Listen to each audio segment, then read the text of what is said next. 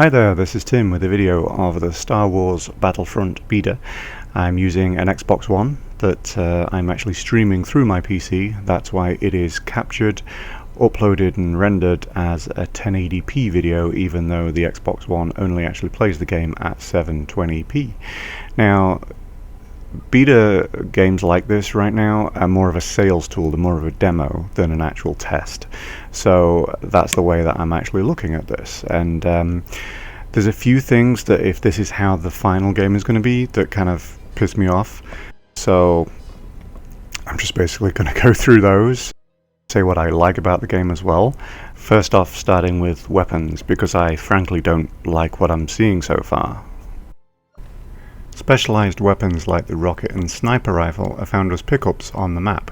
Much like tokens for the X-Wing or the AT-AT Walker, there's no real way to dedicate yourself to a specific role. The lack of a real class system for weaponry is pretty disappointing. Weapon choice feels basic. While I assume there will be more later on, there is very little difference between those shown so far, apart from the lack of a scope.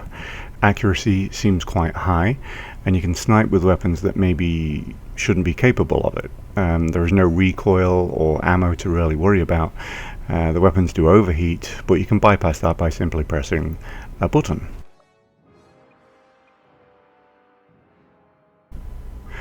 One of the things that I did really worry about with this game is once I heard that it did not have a single player campaign, and I still hate the fact that it doesn't. I think that if you have a Star Wars license, you should be doing a campaign of some sort. All that you do have is these kind of single player or team play missions, and here you can see this is called Survival Tatooine, and basically you made an escape from an Imperial attack. You find yourself on Tatooine, and there are various escape pods that are coming down that you have to basically capture, and you have waves of enemies coming towards you on this Tatooine map, and basically your task is to try to take them out. It's pretty repetitive. The map is great, the visuals are great, the sound is great, the soldiers and enemies look great, but yeah, it's kind of repetitive, and I can't see you actually doing this more than once or twice per map, so I don't know how much gameplay you're actually going to get out of this. But here we go. I'll kind of run through the intro and let you see the map a little bit.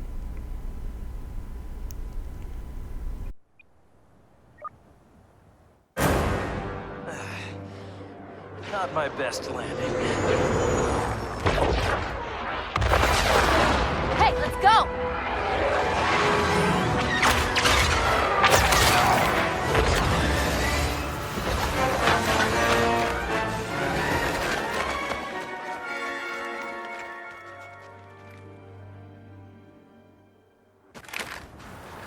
You made it, thank the Force. We've located your friend, but it looks like the Empire will reach you fast. Prepare to defend yourselves until we can get there.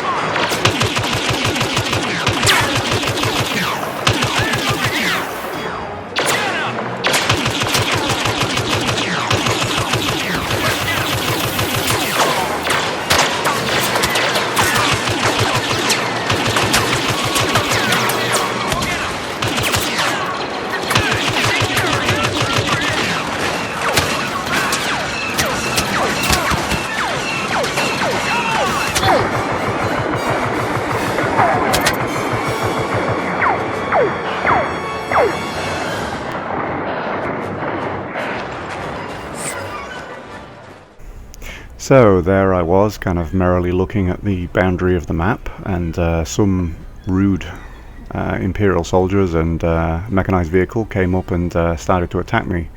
So I'm just gonna go and claim the pod that is over there, and this is pretty much what you expect from a first-person shooter. You know, you can drop down kind of 12 feet without breaking your legs. You can also kind of jump to avoid someone shooting at you, which are both things that I find particularly annoying when I'm playing them. And this is this mode. It's basically repetitive. You have waves of people attacking you. You have various things that you can do, such as raising a shield, which you'll see me do in a moment. But it's the same thing. You know, you have waves of different soldiers. They come at you, you kill them, you move on to the next wave, you capture a pod again and again and again and again. And I mean, the different maps are great. I'm not faulting the 2D and 3D artists that made this map in any way. The AI of the opponents is actually pretty good, except from I feel like I shouldn't be able to take out this huge mechanized killing machine by myself, and it seems pretty easy to do that. Obviously, after you complete anything, you get an advertisement to buy the full game. Like I said, these are not so much a beta, they're more of a demo. The loading screens between each scenario that you do, you get the major characters and you know, the major unit types. But back in the menu now. So basically that's all that's actually available in the survival mode. You can see Survival Tatooine was the one I was just in. You could see there's a couple of other maps that are mentioned in there, and I really hope they have more than that, because that is not a lot of single player content at all. Maybe the battles mode will actually have a decent amount. Now here's your multiplayer content, and actually I don't think that's very much, even though it's a lot of work to create these maps. There should be a hell of a lot more of them if you're going to look at doing the Star Wars universe. So I really hope that there is going to be more. So here you can see how the multiplayer works. You join a match, you have a countdown of how long it is, and you can see it's 8 versus 8 on this map, which is called Drop Zone. And unfortunately it's the same repetitive thing that you get in first-person shooter games, where you have to go and capture something. You obviously spawn every time you die, so it's, if you get killed pretty quickly, you run towards a pod, you get killed, you run towards a pod, you get killed, you run towards a pod, you get killed. Here is the join screen, where you can change your appearance. You can change some of the weapon choices that you have. I actually recorded this before I had actually unlocked any. So let's just look at the drop zone map here. Now, any players you might see running around here are actual players that were playing while I was just kind of looking at this camera animation moving through the map. And as I say, I mean, I do not fault the 2D and 3D artists in any way. This is a spectacular map. The work they've done on making it look like there is a battle going on is first rate.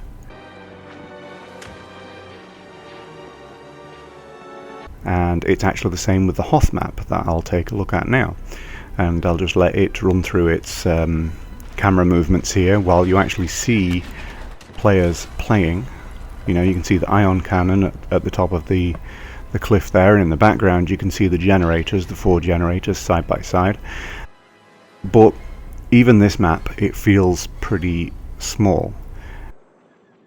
It might actually be to scale with the Star Wars story, and maybe this is just a case of me having a kind of larger map in my head of this kind of story.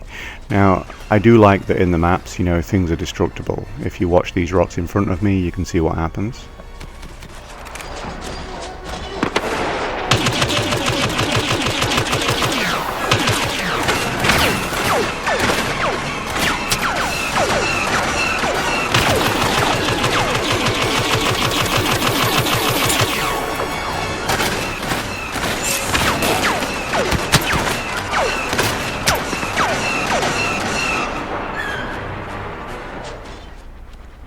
And here, as this attack walker is actually leaving its footprints in the snow, those are actual 3D objects. So when you walk towards them, you'll actually drop into their footprint. And That's pretty cool too, that they actually physically affect the map.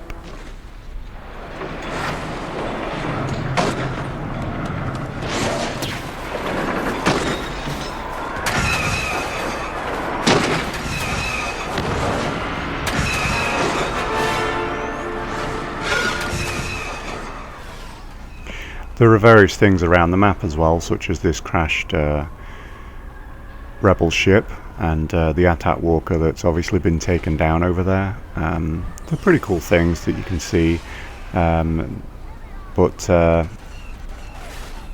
the maps themselves are kind of full of activity, but it's totally chaotic, which is something that I'll come to later. Must be deactivated.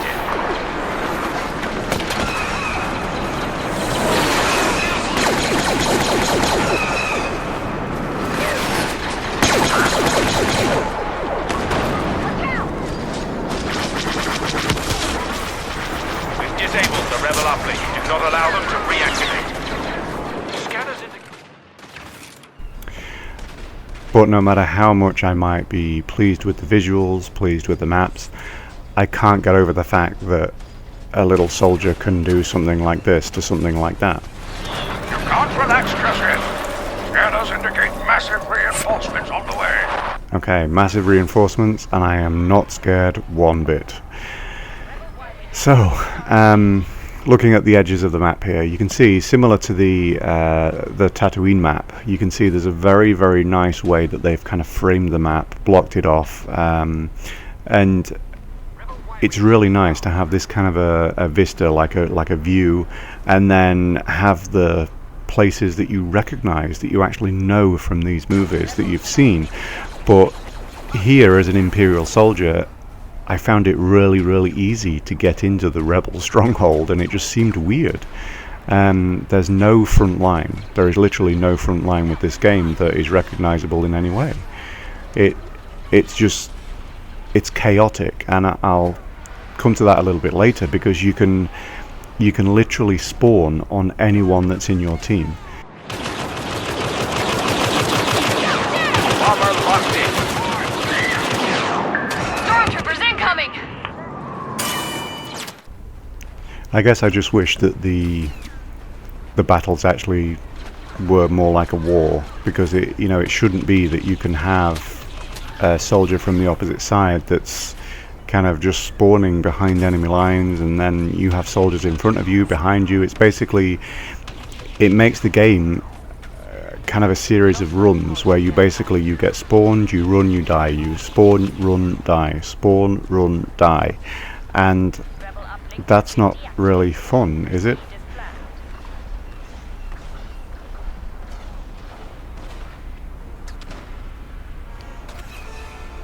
Here I am taking control of an AT-AT walker.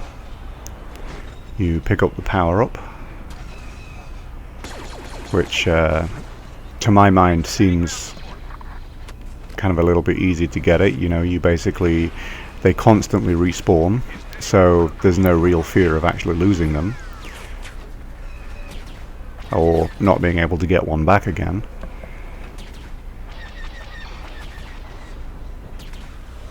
You can actually see Darth Vader, which is a hero pickup below me. Anybody can get that. You don't have to be a certain level, a certain rank, anything like that. You basically, unfortunately, you can just go in there and you can be Darth Vader, which I don't think is actually right. I don't think that's how it should be. And I don't think that someone who, I think at this point I was in my first ever online game, I don't think I should be in control of an AT-AT walker either.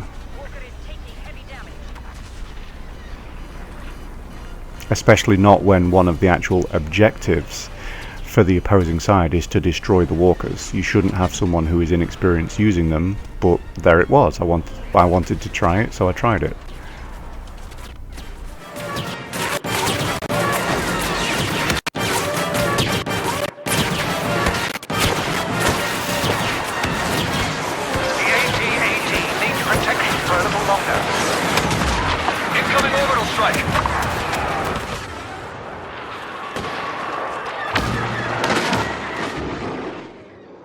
I wasn't able to really get a handle of the flight mechanics. In fact, I'd probably go as far as to say that it feels weird and unnatural to fly them. Plus, the Rebel aircraft seem more tough, meaning you can just ram TIE fighters and take them out. You can also ram the AT-AT walkers, and again, considering they are one of the objectives, this seems a little bit of a cheat. Here I am taking control of a TIE fighter, and it seems that a lot of people feel pretty similar to me about the way that this thing flies.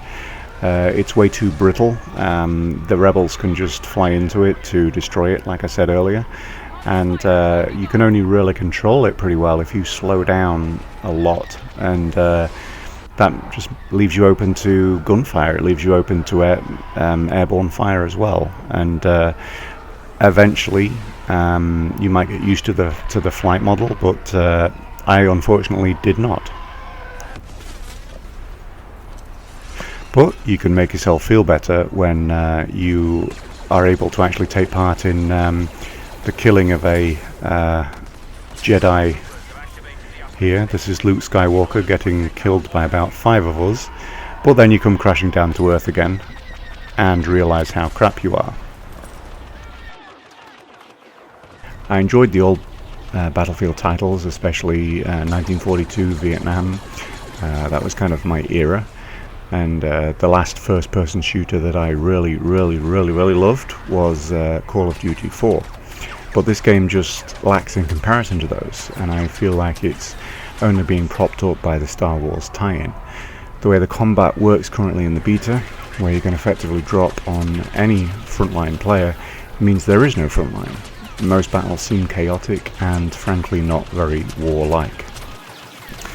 So to sum up, I think this is flawed in many ways as a combat game, but then most first-person shooters actually are.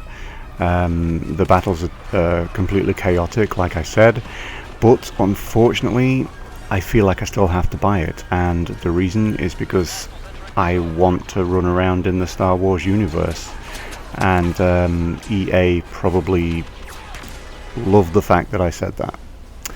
So there we go. Thank you. Bye.